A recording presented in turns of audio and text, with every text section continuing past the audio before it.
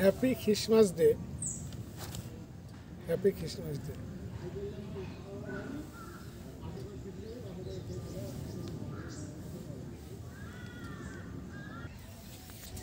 জীবনে আধ্যাত্মিকতার প্রয়োজন আমাদের বুঝতে হবে,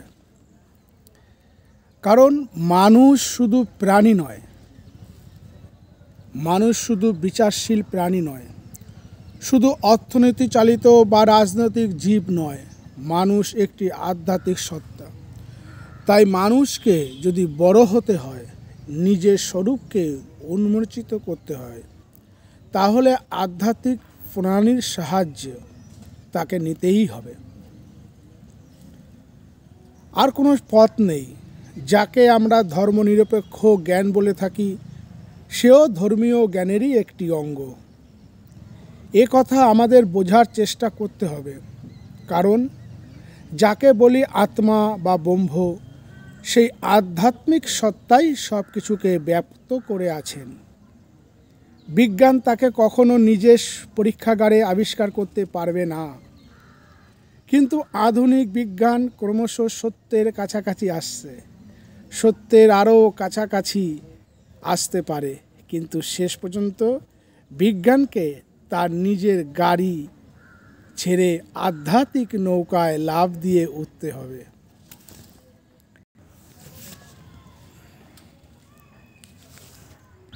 বিজ্ঞান ও সত্যিকারের ধর্ম কাছাকাছি আসছে, আর একবিংশ শতাব্দীতে সবচেয়ে বড় ঘটনা যেটা ঘটতে চলেছে তা হলো বিজ্ঞান ও ধর্মের সম্মিলন।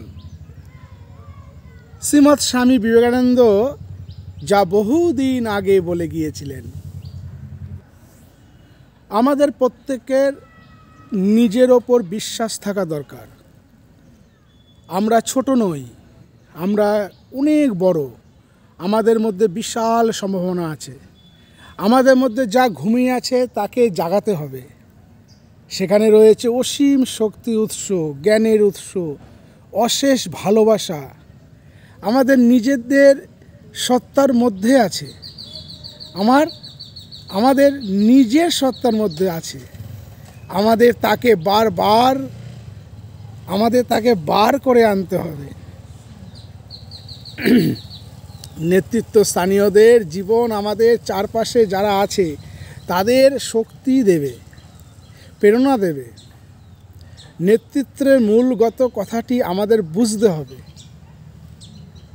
তখনই শুধু আমাদের চারিদিকের ভাইদের আমরা সেবা করতে পারব। তা হলে নেতৃত্ব সম্পর্কে প্রথম কথা হলো নিজেদের সত্তা সম্বন্ধে একটা ধারণা তৈরি করা, নিজেদের ক্ষমতাটা জানা, মানব জীবনের মূল্যটা একটু জানা, আমাদের ভালো গুণাগুণী বিকাশিত করার ক্রমাগত প্রচেষ্টা। জীবনটা এমনভাবে কাটানো যেন অন্যের কাছে একটা উদাহরণ হতে পারে। মানুষের বড় বড় নেতাদের জীবন থেকে আমরা শিখতে পারি। তাহলে আমাদের বিশেষ যত্ন নিতে হবে যাতে আমাদের সমস্ত শ্রেষ্ঠ গুণগুলি বিকশিত হতে পারে।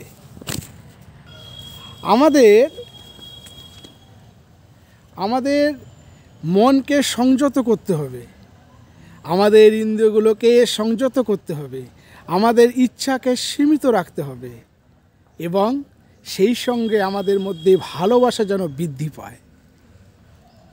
মন থেকে স্বার্থপর চিন্তা, সমস্ত ঘৃণা ও ঈর্ষা দূর করতে হবে। তখনই শুধু আমরা ভালো নেতা হতে পারব। পবিত্র জীবন যাপন করা, নিজের গুণগুলিকে প্রকাশিত করা, বিকশিত করা দরকার। আমাদের কথায়, কাজে, চিন্তায় তাদের প্রকাশ করতে হবে, এবং একমাত্র সেইভাবেই আমরা অন্যদের ওপর প্রভাব ফেলতে পারব। আমাদের দরকার স্বচ্ছ চিন্তা। যারা নেতৃত্ব দেবেন তাদের পক্ষে এটা খুব প্রয়োজন। তাদের পরিষ্কার ভবিষ্যৎ দৃষ্টি চাই। আমাদের ভবিষ্যৎ কিভাবে আমাদের কাজ করতে হবে, কিভাবে আমাদের পরিকল্পনা করতে হবে, যাতে আমাদের সামনে এখন যে ভবিষ্যতের চিত্রকল্প রয়েছে আমাদের সমস্ত শক্তি ও প্রচেষ্টার শুভ পরিবর্তনগুলি এনে সেই ভবিষ্যৎ আমাদের উপহার দেবে। শুধু নিজের ব্যক্তিগত নিয়ন্তই শুধু নিজের ব্যক্তিগত নিয়তিই নয়, সমস্ত জাতি নিয়তেই আমাদের তৈরি করতে হবে। দুর্ভাগ্যবশত বর্তমান সময়ে আমাদের এই ভারতবর্ষে মনে হয় না যে আমরা যথাযোগ্য নেতৃত্ব পাচ্ছি। শ্রীমৎ স্বামী বিবেকানন্দ বলেছেন, আমরা মহৎ, কিন্তু আমাদের হতে হবে মহত্তর। ভবিষ্যতের ভারতবর্ষ এমন হবে যে সমস্ত পুরনো গৌরব মান হয়ে মনে হবে। বিশেষভাবে ভারতের যুবকবৃন্দের সামনে এই স্বপ্ন থাকা প্রয়োজন। ভবিষ্যৎ ভারতে গৌরবের কাছে পুরনো গৌরব যেন গোস্পদ মনে হবে। তোমরা জড় নও, জড়ই তোমার দাস। আমাদের প্রত্যেকের এই চিন্তা থাকা উচিত। আমাদের সত্যিকারের আধ্যাত্মিক উন্নতি হচ্ছে কি না সেদিকে আমাদের লক্ষ্য রাখা উচিত। তার মানে প্রথমে আমাদের সত্যিকারের মানুষ হতে হবে, এবং শুধু তখনই আমরা আমাদের ভেতরের শক্তিগুলোকে ঠিকমতো কাজে লাগাতে পারবো সমাজে রূপান্তর আনার জন্য। সেই রূপান্তর আসতে পারে ভারতের ভবিষ্যৎ নেতৃবৃন্দের মাধ্যমে। শুধু শহরে বা রাজধানীগুলিতে নয়, সমস্ত দেশে হাজার হাজার ওই রকম নেতা চাই, শহরে গ্রামে গঞ্জে। আমাদের সামনে এই লক্ষ্য আছে, এবং ছোট কাঠামোর মধ্যে হলেও এই কাজে সে এগিয়ে চলেছে। ছোট্ট করে শুরু করুন। যদি এই চিন্তাধারা সমস্ত ভারতবর্ষের প্রান্তে প্রান্তে ছড়িয়ে পড়ে, যুবকদের প্রেরণা দেয়, তারা যদি পবিত্র হয়, তারা যদি তাদের চারিত্রিক গুণাগুলি বিকশিত করে, যদি তারা এইভাবে দেশের জন্য উজ্জ্বল ভবিষ্যৎ তৈরি করে, তবেই ভারতবর্ষ সত্যিকারের উন্নতি করবে। আমরা যন্ত্রকে করেছি আমাদের ঈশ্বর, যন্ত্রের দাস হয়েছি আমরা নিজেরা পরিণত হয়েছি হৃদয়হীন যন্ত্রে। আমরা যন্ত্রকে এমনভাবে তৈরি করেছি যা শুধু নেবে এবং দেবার সমস্ত অতি অল্প দেবে। আমরা যন্ত্রকে এমনভাবে তৈরি করেছি যা শুধু নেবে এবং দেবার সময় অতি অল্প দেবে। এই যে যন্ত্র মানব তৈরি করেছি এবং নিজেরাই হয়েছি, তারা অনন্ত স্বার্থপর দ্বৈত পরিণত হবার ইচ্ছা তাদের। সেই জন্যই জনগণের এই রকম দুর্দশা। কবির সেই করুণ ক্রন্দন এখন চারিদিকে আবার ধ্বনিত হওয়া উচিত। আর অতিকায় পুরুষ সৃষ্টি করো না হে ঈশ্বর, জাতিকে উন্নত করো। তখনই সম্ভব হবে যখন আমরা যে রকম নেতার কথা বলছি সেই রকমভাবে যুবকদের তৈরি করতে পারব, যারা এই ঘুমন্ত বিশালাকায় প্রাণীরূপ জাতিকে জাগাতে পারবে। এই দুবন্ত কোটি কোটি মানুষের জাতি মহৎ, কিন্তু এখনো ঘুমন্ত। নেতা প্রথমে নিজের জীবন দেবে,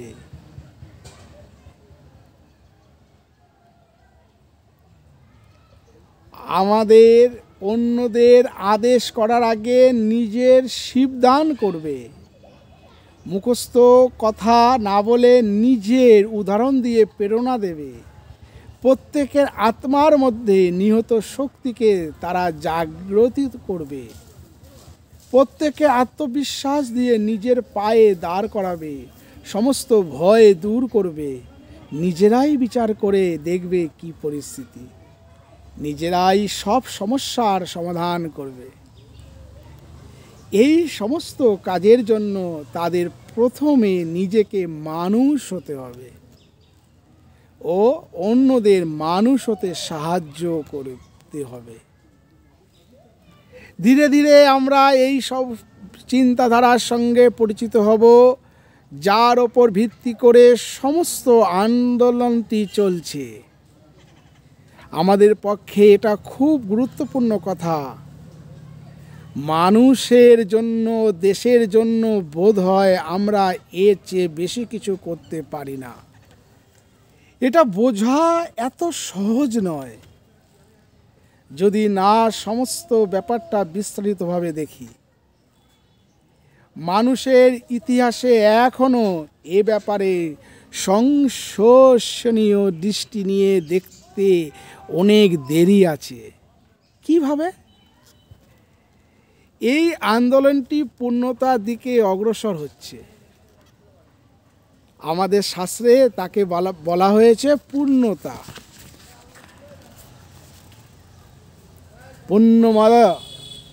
পূর্ণমদ। ব্রহ্ম হলেন পূর্ণ, ব্রহ্মের বাইরে কিছুই নেই। একই সময়ে পাই পূর্ণমিদম। ইদম হলো এই প্রকাশিত জগৎ। এই জগৎও পূর্ণ।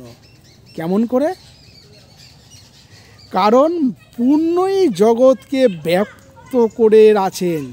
এবং পুণ্যস্য পুণ্যমাদায়, মানে যদি তুমি এই সত্যকে বুঝতে পারো যে পূর্ণ ওতপ্রোত হয়ে আছেন, তাহলে পুণ্যমেবাবশিষ্যতে, তাহলে আমরা বুঝতে পারি যে ব্রহ্ম ছাড়া আর কিছুই নেই। মানুষের জীবনের লক্ষ্যই হলো এই পূর্ণতাকে পাওয়া, এই পূর্ণতাকে পৌঁছানো।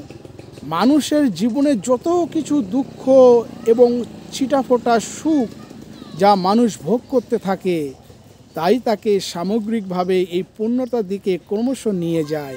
এই হলো মানুষের সত্য ইতিহাস। আমরা তা জানি না। তাহলে মানুষের সমস্ত সচেতন প্রচেষ্টা ও প্রয়াস এই হওয়া উচিত যা তাকে এই পূর্ণতার দিকে নিয়ে যাবে। সাধারণ মানুষ মূর্খ, তার সত্যিকারের জ্ঞানের আলো নেই।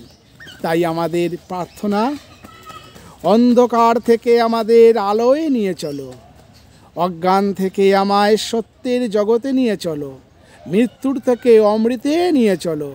এই উন্নতির দিকে আমাদের নিজেদেরও যেতে হবে এবং অন্যদেরও নিয়ে যেতে হবে। যুগ যুগান্তরে বহু ব্যক্তি এই পৃথিবীতে এসেছেন যারা মানুষকে এই চিরন্তন উন্নয়নের পথে নিয়ে গেছেন। তারাই যুগনায়ক। এই নেতা কথাটা শুনলেই মনে একটা অন্যরকম অস্বস্তির ভাব জাগে। এ কথা উচ্চারণ করার সঙ্গে সঙ্গে একজন রাজনৈতিক নেতার কথা মনে আসে। এদেরই তো সব সমাজে সর্বক্ষণ আমরা দেখি। তারা অন্য থাকেন।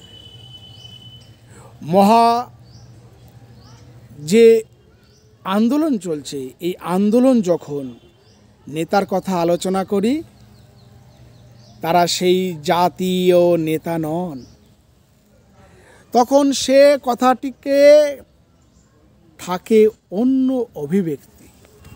বিষ্ণু আমাদের সনাতন ধর্মের যাকে সবচেয়ে সর্বশ্রেষ্ঠ মানা হয়, তিনি হচ্ছেন বিষ্ণু। বিষ্ণু সহস্র নামে বিষ্ণুকে নেতা বলা হয়েছে। বাস্তবিক শ্রীরামকৃষ্ণ একজন বিরাট নেতা ছিলেন। ঠাকুর শ্রীরামকৃষ্ণ বিরাট নেতা ছিলেন। স্বামী বিবেকানন্দ তাই। আজ 25শে ডিসেম্বর যীশুখ্রিস্টের জন্মদিন পালিত হচ্ছে। সে যীশুখ্রিস্ট, বুদ্ধ, মোহাম্মদ, শ্রী চৈতন্য সবাই তাই। শ্রীরাম শ্রীকৃষ্ণ বিরাট নেতা ছিলেন মানুষের। আমরা যখন নেতাদের কথা আলোচনা করি তখন এই ধরনের নেতৃত্বের কথা বলি। আমাদের প্রত্যেকের মনের বাসনা হওয়া উচিত একটুখানি এই ধরনের নেতা হওয়ার। এই হলো নেতৃত্বের ধারণা। এই ধারণাই প্রত্যেকের মনে লালন করা উচিত। যারা স্বামীজির সাহিত্য একটুও পড়েছেন তারা জানেন যে তিনি বারবার বলেছেন, সর্বাপেক্ষা নির্ধন লোক সমাজের কোনো উপকার করতে পারে না, ধনীও পারে না। সবচেয়ে মূর্খ লোক বা সাধারণ যাদের শিক্ষিত লোক বলা হয় তারাও পারে না। সব জায়গায় তিনি জোর দিয়েছেন মধ্যন্তরের মানুষের ওপর, তাদেরই প্রয়োজন। সবচেয়ে নিচু স্তরের লোক এবং অর্থে ও শিক্ষায় যারা সবচেয়ে উঁচু স্তরের লোক বলে সমাজে চিহ্নিত, তারা নিঃস্বার্থ হতে পারেন না। তারা এগিয়ে এসে অন্যের ভালোর জন্য নিজের উৎসর্গ করতে পারেন না। দুর্ভাগ্যবশত তারা মনের মধ্যে এই ধারণাকে লালন করতে পারেন না, মানুষ ও সমাজের ভালোর জন্য নিজেকে উৎসর্গ করা যায়। সেই জন্য আমরা মধ্যন্তরের মানুষদের কথা চিন্তা করি। কথাটা এইভাবে দেওয়া উচিত, অর্থ এবং বিদ্যায় মানুষকে সাধারণত অহংকার এনে দেয়, তাকে বলে মদ। যাদের শিক্ষা হয়েছে তারা সেটাকে উল্টো দিক দিয়ে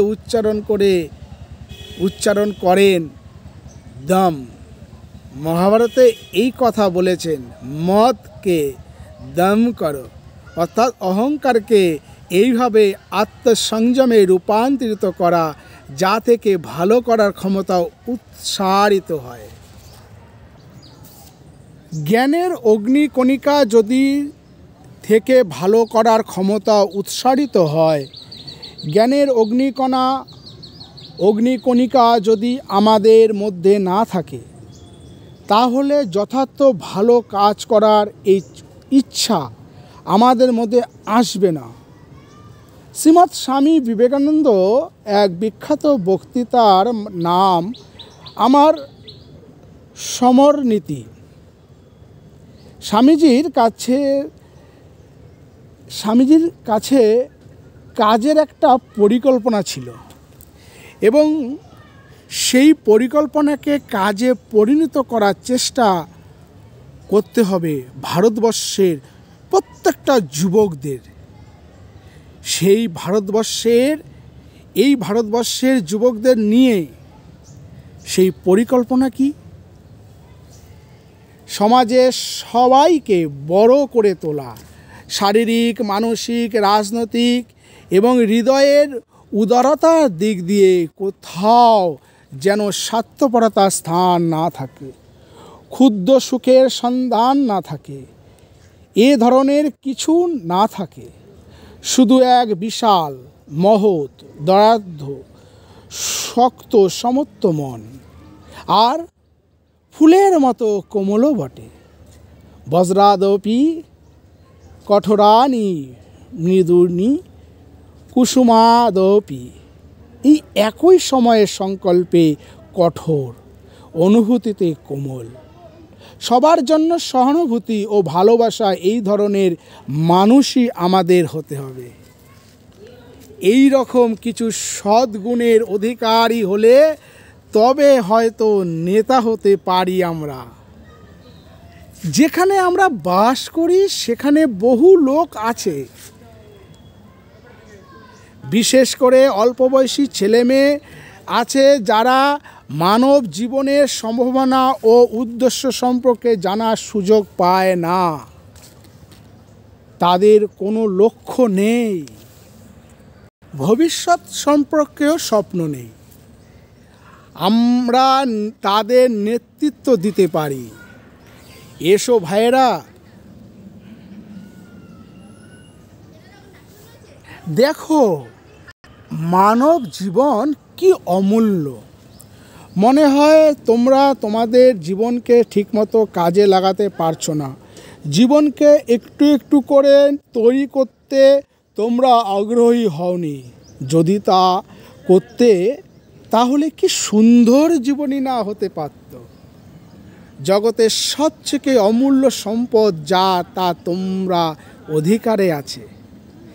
এখনো জীবন তোমার হাতে, এখনো জীবন তোমার হাতে আছে। যদি তাকে যত্ন করো, বিকশিত করো, প্রতিদিন একটু করে গড়ে তোলো, তাহলে সবচেয়ে বেশি উপকারে আসবে। সেই উপকার কি? এই সম্পূর্ণ জীবন অন্যের ভালোর জন্য দিয়ে দেওয়া যায়। এর থেকে মহত্তর আর কিছুই নেই। এই হলো মানুষের জীবনের চরম উদ্দেশ্য, লক্ষ্য। ভাগবতে শ্রীকৃষ্ণের মুখে একটি ভারী সুন্দর শ্লোক আছে। কিশোর কৃষ্ণ রাখালদের মধ্যে নেতৃত্ব করছেন, বলছেন, এতাবৎ জনসাপলং দেহি নামিহ দেহিষু প্রাণৈরথৈ ধিয়া বচা শ্রেয় আচরণ সদা। এই সহজ কথায় তিনি রাখাল ছেলেদের নেতা হিসাবে তার ভাইদের মানুষের জীবনের সাফল্য কোথায় তা বোঝাচ্ছেন। কথা দিয়ে, অর্থ দিয়ে, যদি প্রয়োজন হয় জীবন দিয়েও দেহধারীদের ভালো করতে হবে। এই হলো সমস্ত ধর্মের সার, গূঢ় তথ্য বা রহস্য। মহাভারতে যেমন বলা হয়েছে, বেদাহং যজালে ধর্মস্বরহংসং সনাতনম সর্বভূতহিতং মৈত্রং পুরাণং যদ জনাবিদু। চিরন্তন ধর্মের এই সার কথা। সেটা কি? সবাইকার ভালো, সবাইকে ভালোবাসো, সবাইকে ভালোবাসা। সত্য ধর্ম যারা জানেন তাদের কাছে তাকে বলে সনাতন ধর্ম। তাহলে যারা আমাদের চারিদিকে আছে তাদের কাছে এই আলো আমাদের নিয়ে আসতে হবে। বিশেষ করে যারা এই আন্দোলনের সম্পর্কে এসেছে, যারা এই আন্দোলনের সংস্পর্শে এসেছে। এই কাজ সবাইকে দিয়ে দিতে হবে না, যদিও সেটাই বাঞ্ছনীয়। তবু নানা রকম কারণে সকলে এটা পারবে না। মানসিক গঠন, আধ্যাত্মিক বিকাশ, সত্যিকারের শিক্ষা, পরিবেশ, কত কিছুই তো রয়েছে। সবাই তাই নেতার ভূমিকা নিতে পারে না। যারা পারে, যাদের মনে এই ইচ্ছা আছে, যারা জীবনের সেইভাবে তৈরি করেছে, তারা যদি নিজেকে একটু বিশেষ আকার দেয়, তাহলে শুধু অপরের জন্য একটু কিছু করতে পারে তাই নয়, অপরের মনের গতি প্রাকৃতির ওপরের কাজ করতে পারে। নেতার কাজ শুধু অপরের মনের ওপরে ছাপ ফেলা নয়। বাইরে সাধারণ তুচ্ছ জিনিস দিয়ে সে কাজ করা যায়। আমি জিনিসপত্র সংগ্রহ করতে পারি, আমি টাকা রোজগার করতে পারি, অন্যের ভোগের জন্য আমার জিনিস ও অর্থ দান করতে পারি, এটাও ভালো কাজ। কিন্তু আরও ভালো কাজ হলো মানুষের মনে কোনো মহৎ চিন্তা ও ধারণা সৃষ্টি করা। স্বামীজির শিক্ষা পদ্ধতিতে তাই। তিনি একবার বলেছেন, আমার কথাগুলি, শ্রীমৎ স্বামী বিবেকানন্দ একসময় একবার তিনি বলছেন, আমার কথাগুলো ঠিক অর্থে বোঝো ও সেইভাবে কাজে লাগাও।